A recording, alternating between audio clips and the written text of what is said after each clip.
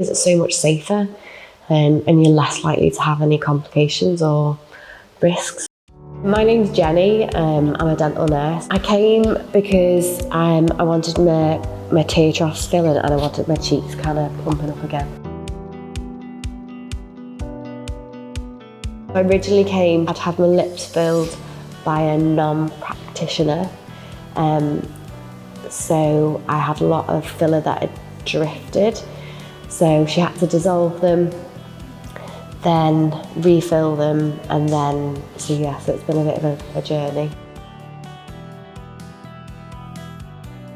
Yeah, because it's so much safer and you're less likely to have any complications or risks. I trust her because I've seen a lot of her work. I've seen a lot of things that can go wrong as well with other people.